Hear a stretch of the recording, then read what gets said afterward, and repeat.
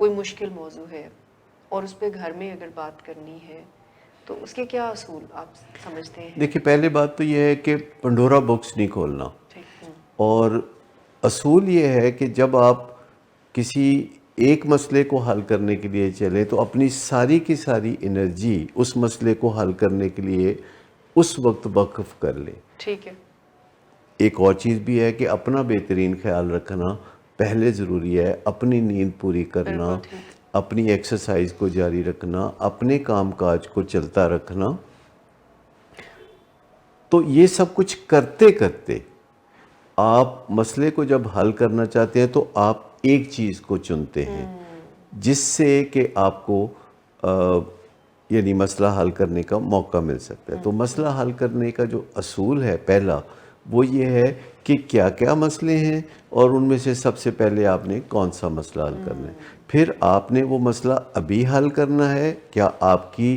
اہلیت موجود ہے اس مسئلے کو حل کرنے کے لیے، یا پہلے آپ کو اہلیت حاصل کرنی ہوگی، قابلیت حاصل کرنی ہوگی اور مسئلہ حل کرنے کی طرف آپ پھر جائیں گے۔ تو دوسروں کے ساتھ ان کا جو انٹریکشن بھی بہتر ہونے کا امکان ہے۔ سب سے پہلے انہیں سیکھنا پڑے گا کہ جب بات چیت شروع کرنی ہے کسی بھی، چاہے وہ اپنے چھوٹے بیٹے سے بات کریں جو کہ چرس کی دنیا میں قدم رکھ چکا ہے، یا بڑے بیٹے سے بات کریں جو کہ نشے کی اتھاہ گہرائیوں میں اترا ہوا ہے، یا چاہے وہ اپنے خامد سے بات کریں جو کہ انفیڈیلٹی کا شکار ہیں، ورکوہولزم کا مسئلہ بھی نظر آتا ہے، وہ کہ ہائی اچیور ہیں، جس سے بھی وہ بات کریں تو اس بات کا خیال رکھنا بڑا ضروری ہے کہ جب آپ بات چیت کا آغاز کریں تو ابتدائی چند سیکنڈ فضا کو سازگار بنا سکتے ہیں یا موسم کو بہت خراب کر سکتے ہیں۔ تو کسی بھی گفت و شنید میں جو اتنے اہم موضوع پہ ہو یا علتوں کے موضوع پہ ہو جیسے کہ نشہ یا انفیڈیلٹی، کسی بھی موضوع پہ بات کرتے ہوئے اچھلتے کودتے ہوئے آنا، دلتیاں مارنا یا شاؤٹنگ کرنا یا دیواروں کو ٹھڈے مارنا یا دروازے بینگ کرنا، تو یہ مذاکرات کا کوئی اچھا طریقہ نہیں ہے۔ یہ مذاکرات آغاز سے پہلے ہی برباد ہو چکے ہیں۔ تو ہمیں جو بات چیت کرنی ہوتی ہے اس میں یہ طے ہے کہ ابتدائی طور پر انتہائی پرسکون ہو کر آپ بات چیت کا آغاز کرتے ہیں۔ دوسری بات اس میں یہ بھی ہے کہ جب آپ بات چیت کرتے ہیں تو آپ کو پہلے سے پتہ ہونا چاہیے کہ آپ نے کیا بات کرنی ہے، یعنی اس دن کا اسکرپٹ آپ کے ذہن میں ہونا چاہیے، آپ کو ریہرسل کر چکے ہونا چاہیے اور آپ کو اپنے اسکرپٹ سے نہیں ہٹنا چاہیے۔ آپ کو بات چیت کے لیے جتنا وقت آپ نے ذہن میں رکھا ہوا ہے، 3 منٹ، 5 منٹ، 7 منٹ یا 10 منٹ، آپ کو اس سے تجاوز نہیں کرنا چاہیے۔ ایسے کوئی مذاکرات کامیاب نہیں ہوتے جو شروع تو ہوتے ہیں جن کا کوئی اینڈ نہیں ہوتا۔ تو جب آپ مذاکرات کرتے ہیں، جب آپ بات چیت کرتے ہیں تو یہ طے ہونا چاہیے آپ کے اپنے ذہن میں کہ جب 10 منٹ ختم ہو جائیں گے تو ابھی کے یا آج کے مذاکرات ختم ہو جائیں گے، اور آپ پھر 4 گھنٹے بعد یا اگلے دن دوبارہ بات چیت کر سکتے ہیں، اور آپ چاہیں تو اس بات چیت کا پہلے عندیہ بھی دے سکتے ہیں کہ ابھی تو میں اتنا ہی بات چیت کرنا چاہتی ہوں،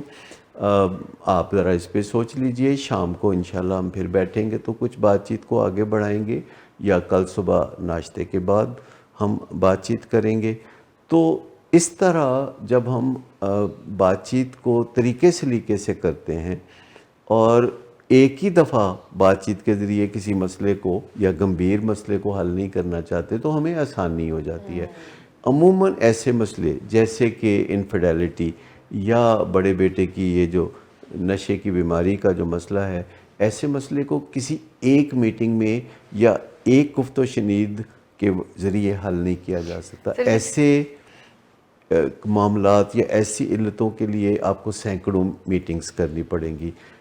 اور پہلی بات یہ ہے کہ اگر آپ نے ہر میٹنگ میں فضا سازگار رکھی ہے تو آپ اگلے دن پھر بات کر سکتے ہیں۔ اگر آپ کے جذبات بڑک اٹھے اور جواب میں بھی آپ کو رد عمل شدید ملا تو پھر اس کے بعد کئی دن آپ کی آپس میں بات نہیں ہو سکے گی، اور جو بندہ علتوں کا شکار ہے وہ مطمئن ہوگا کہ تم روٹھے ہم چھوٹے. تو اس میں یہ طے ہے کہ جب بھی آپ بات چیت کریں تو